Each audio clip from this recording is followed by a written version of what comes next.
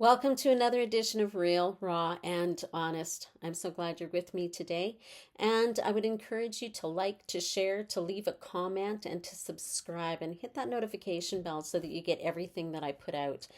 I hope that you're finding these conversations helpful. Today, what we're going to do is we're going to take a look at uncertainty for those people who have grown up in trauma, for those people who've grown up in uncertain homes. And this is one of the topics. Last week we talked about what it looks like to face uncertainty and difficulty in a healthy home. And maybe you're feeling yourself, going, "Oh my gosh, like that wasn't me. That's not the home I lived in." And that's okay. Most of us have things that we need to deal with. Most of us have difficulty and some trauma. It's not unusual. And at no time do I want you to feel beat up. And as we look at the things we're going to look at today, I want you to know that if you're finding it difficult, if you're finding it hard for you to process some of the things, send me a message and we can have a conversation. So let's take a look today then at uncertainty growing up in that traumatic environment, in that fishbowl of stress, in that environment that where you didn't really know what was ever going to happen. You didn't know when the other shoe was going to drop. It never felt safe. You felt like you never had some safe place to go. That's what we're going to be looking at today. So let's get started. The thing about complex trauma and the thing about living in a home of uncertainty is that it adds stress as we mature and we face unknown things, as we face difficulties. It puts us in an environment that's difficult for us to know exactly what to do because we've never learned what to do. And it can trigger all of those things that we felt as a child in our now. So that's the reality of what happens in a home when there seems to be little to no discussion, little to no understanding, little to no help in learning how to navigate these situations. So, complex trauma and the unknown. When we're kids, very often there was this sense of danger, maybe ongoing danger, that you never really know what the day is going to bring. And that sense of not knowing when the danger is going to happen. It might be today, it might be tomorrow, it might be in 6 weeks, it might be in a year and a half. Is that unknown then becomes a dangerous place to be because we want to know what's going to happen because knowing is safer than not knowing. And we don't know how to handle the unknown. And so there's that thing that we pull from our past into our future about that unknown. And the longer that we sit in that unknown environment, even as a child, the more likely something bad is going to happen. So when we're kids and we're going, okay, when is the next time dad's going to explode? When is the next time dad's going to, threaten to beat somebody up? When is the next time dad's going to punch a hole in the wall? When's the next time dad's going to throw a chair through the window? When's the next time dad's going to make it really difficult for us to be here? When is the next time mom is going to start drinking again? When is the next time that the next explosion's going to happen? When is the next time? The more we sit in that, the longer we sit in that space between the time of the last one and the time of the next one, it causes this anxiety to begin to arise because you know it's going to happen. You know that it's almost time for the negative thing to happen. And that leads us into the next point, which is those negative past experiences, those things that we went through that we found difficult, those things, those moments when dad was angry and he was responding the way that he was, and he was hitting people or screaming or whatever it was, beating people up, that when mom was quiet and sullen and the tension was so thick you could cut it with a knife, and you just know that you did something wrong, but you just don't know what it is, even if you haven't done anything wrong. Maybe some of you know what I'm talking about. So we find ourselves, when we face the unknown, that it comes from that place of those negative past experiences. So if you've had a lot of negative past experiences, you may begin to find yourself feeling that any new situation that you come up against, whether even if it's positive, has a negative connotation to it. It's like you generalize that anything that's unknown, anything that uncertain might have something positive, but it will also have something negative that's going to happen. And that can very easily happen because that's what we've known and that's what we've experienced. So that's what we believe. And so it doesn't have to be true. It just has to be what we believe. And when we can go through a situation, whether it's a job promotion, that's a good thing. The thing that's sitting just below the surface is that I'm probably not going to be able to handle it. How long is it going to be before I'm fired? How long is it going to be before something happens where they realize that I'm not the right fit for the job, or one of a million other things, right? So there's that negative experience follows us even in the positive situations. What this does to our mind and what it does in our heart and in the pit of our being is it causes this cycle of avoiding the unknown. We want to avoid what we don't know anything about because of the negative things that are out there. That means we'll pass up job promotions. That means we'll end relationships early because it's better if I break up the relationship than if they break up the relationship.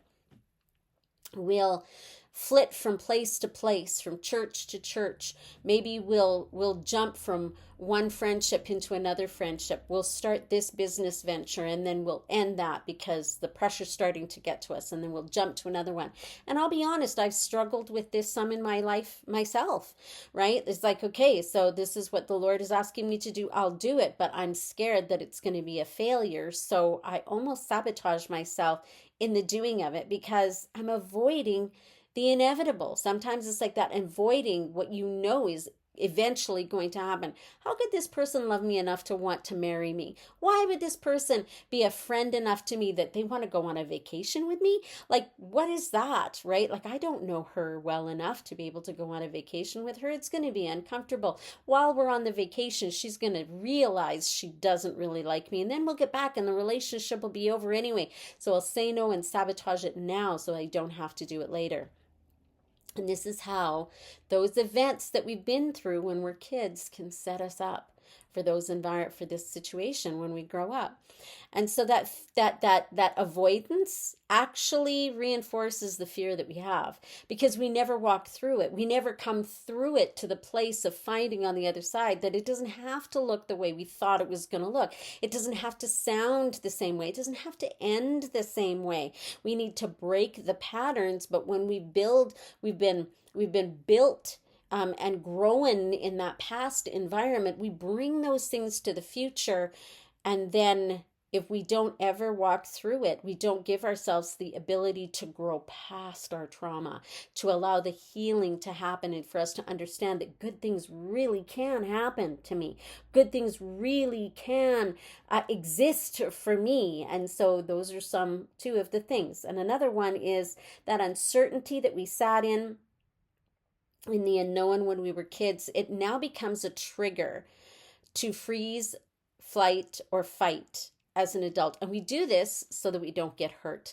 So those events that we went through, when we're faced with something unknown, regardless of what it is, whether it's health, whether it's finances, whether it's job opportunities, whether it's children or marriage or relationships, or any of those things that causes us to fight, flight, or freeze.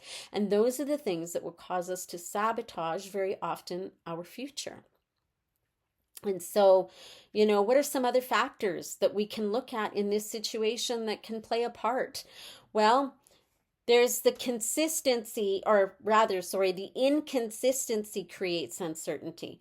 When things are inconsistent, when we're a child, like some people grow up in a home, and I guess I probably did this quite a bit for maybe even the wrong reasons, but it did benefit my kids, is that I grew up with a lot of uncertainty. But there was one thing that my mother always did. We always had meals on time.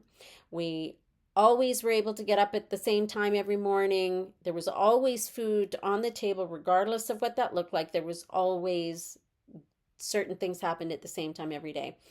The emotional part of our home was very uncertain. There was no way of knowing what was going to happen, but my mom was really good at making sure we went to school. We went to school every day. When we went to school, our bellies were full. When we came home, there was a hot meal wait. We had a snack and we did our chores. We went out. And then we came in and we had a meal. We finished our, so there was some things, right, that were consistent. But when inconsistency is the situation, that just breeds a lot more uncertainty. Will there be food today? Will there be peace today? Will I be abused today? Will somebody yell at me today? Will I be bullied today? That kind of uncertainty really adds a lot of stress to our life. And so that means that when we look at the unknown and we look at what's in front of us, it creates this inconsistent fear that because of what we've been through, that it creates this uncertainty about what it's going to hold, because we never really knew what was going to happen when we were a kid.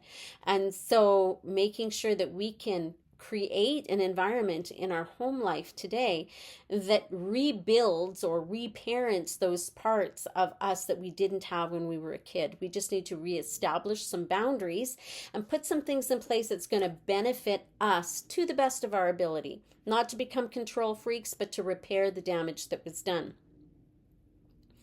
Another thing that can create a lot of uncertainty when you're a kid, even if some of those things are sure, like you've got always money coming in, there's always food, there's always some of these things, but moving a lot. Military kids who go from one place to another, maybe a parent who quits one job and goes to another job, and there's a lot of moving. Some government jobs are very much like that, where you work now on contract and you're here for 2 years and then you move to another place and you're there for 2 years. And so people move a lot in some of these jobs that they have. So that kind of frequent moving plays a part with how well you're able to manage uncertainty as a child, because the thing is when you move around a lot, it feels like good things seldom come from change.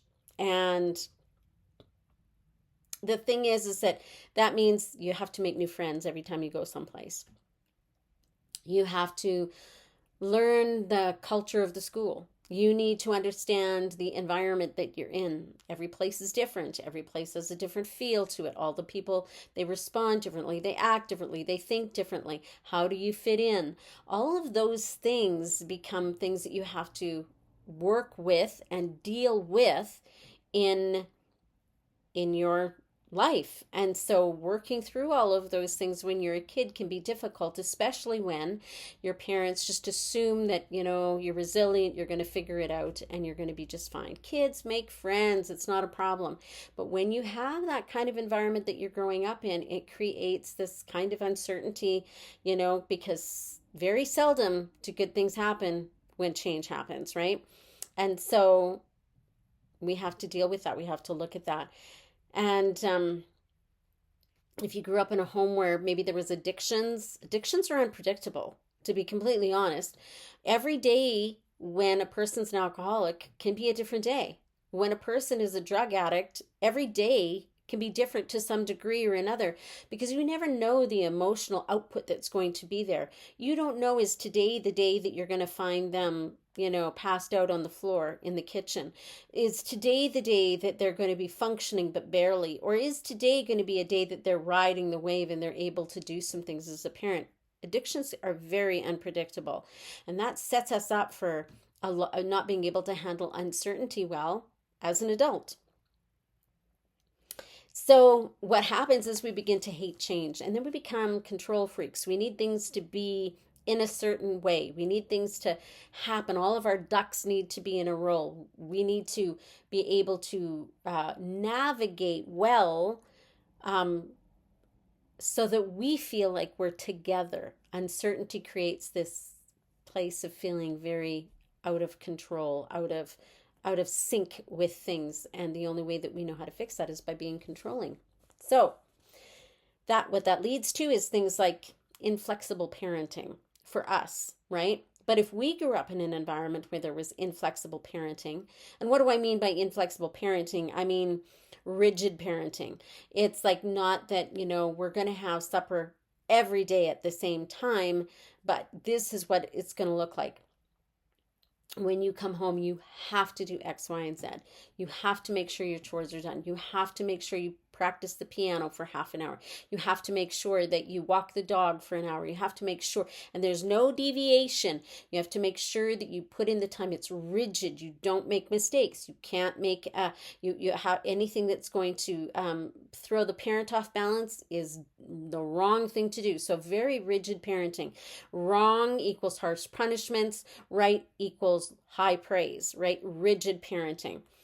It makes being able to handle, you can't do anything new. There's never anything new. You're doing the same thing every day at the same time all the time, and that sets you up to be unable to handle your future. It makes it unable for you to be able to know how to handle even everyday life, because there's no thought process to it. It's such a heavy, strong routine that you're just going with the flow and moving always in the same direction.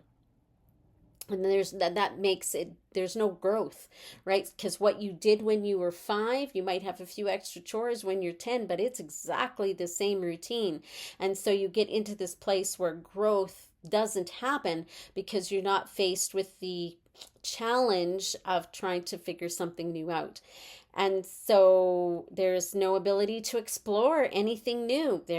You go to the same places on vacation. If you go on vacation, you go to the same places for supper. When you go out for supper, you do the same thing every day because the rigid parenting that you're under is most comfortable for them. And so it becomes a trap for you to not know how to handle uncertainty as an adult. And the thing is that it's difficult for you to be yourself in an environment like that, like not knowing how to work through things because you've never had to. It's always been the same. So who are you? You know who you are inside of that environment that's so controlled, but who are you outside of that? What do you do on a Friday night when you go out with your friends? How do you manage that? Who am I? What do I like? What do I not like? Because you've never had the opportunity to explore your likes and dislikes. So another area where uncertainty can come from is that uncertainty because of false hope that was given as a child. And, growing up in an addicted home, you will often hear your parent say, I promise that we're going to go to the zoo on Friday. I promise I'll take you for ice cream on Saturday. I promise that we're going to go and you can go and see grandma and grandpa on the weekend. But those things never happen. They don't happen. Or I promise I'll buy Pop-Tarts on the weekend. When payday comes, I promise I'll go to the store and I'll buy some of your favorite things, but they never do. And so hope deferred happens and you get this place inside of you. It's like, what is the point of even hoping for something? It's not going to happen. It's like the carrot that dangles at the end of the string and you're always hoping that you're going to reach it, but you never quite can. And so when that environment happens as a child, it will often rear its ugly head as an adult, and you will find yourself in an environment with a boss, in a relationship with a boy or a girl, and you'll find yourself where there's a lot of promises but no fulfillment.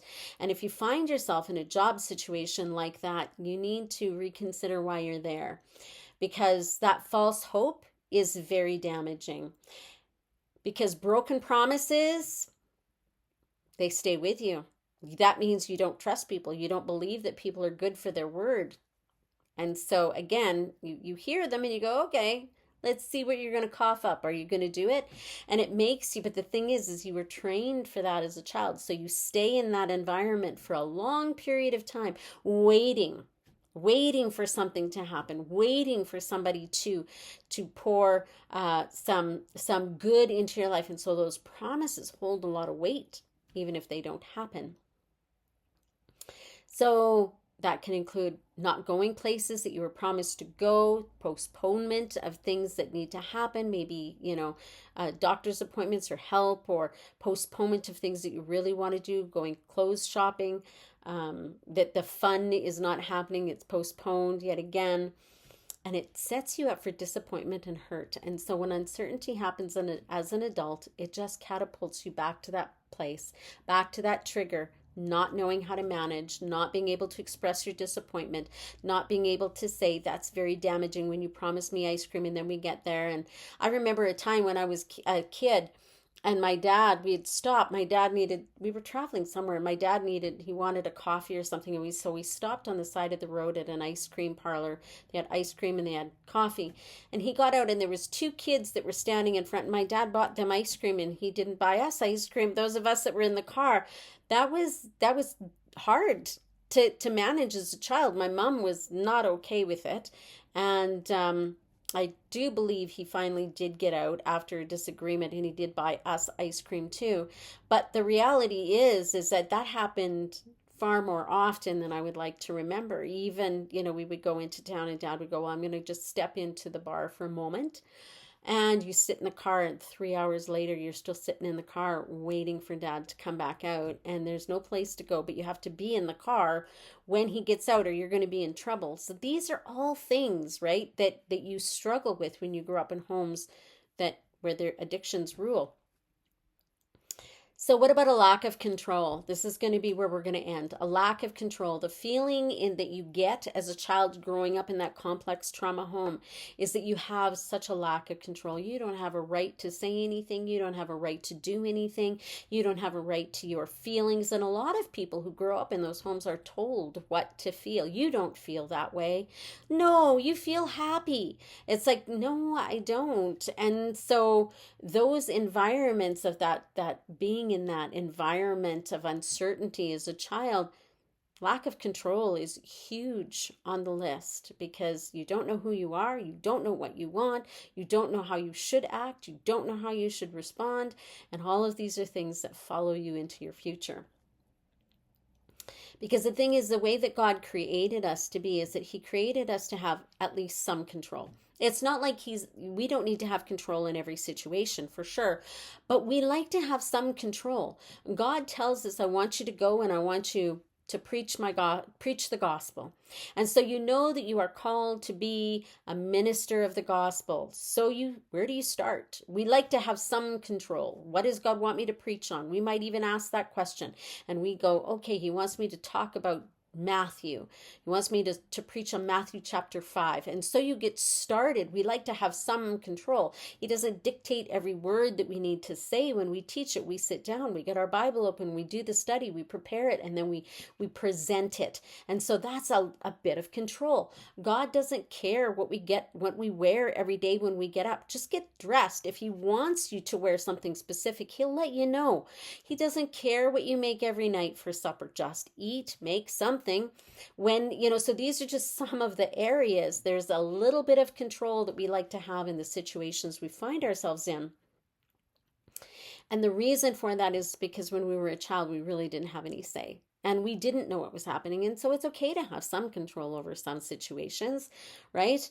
And when we don't have any control, it evokes a lot of anxiety, because we are not living our life as a child for ourselves. We're living our life as a child for the adults in our life. We're living it for the most toxic person in our life. That's what we're doing. We're living our life for them. And so when we grow up and we find ourselves as an adult, that we can struggle with anxiety, we can struggle with panic attacks, because if we don't have somebody telling us what to do, how do we focus, how do we manage, what do we do, where do we go, how do I live, all of those things come piling in on us, and we have to go, okay, I don't know what to do and I don't know how to manage. And so that is some of the things that can happen.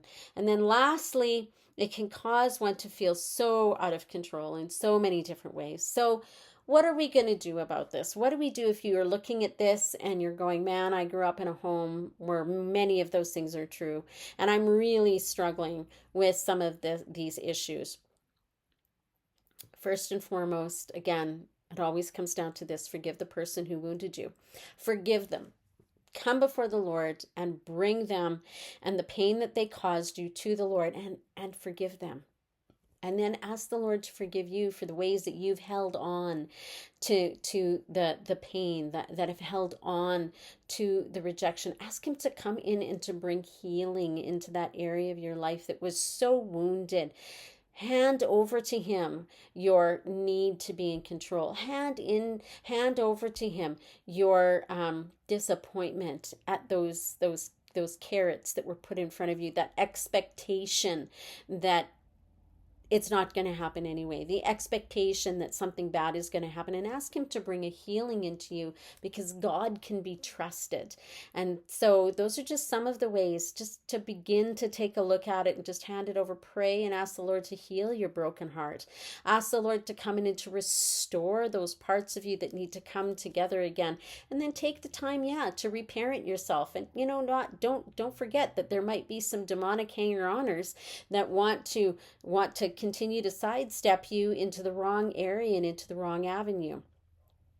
So that's what I'm teaching about today. I thank you for watching. Again, I would appreciate it if you would like, if you would subscribe, if you would comment, and if you would share with somebody else who would benefit from this teaching. Be encouraged today. God loves you. He's got a plan for you. And part of that plan is healing. So allow him to do the deep work inside of you that you cannot do yourself. And like I said, if you were triggered in any way, shape, or form, send me a message and we'll chat. Have a good day.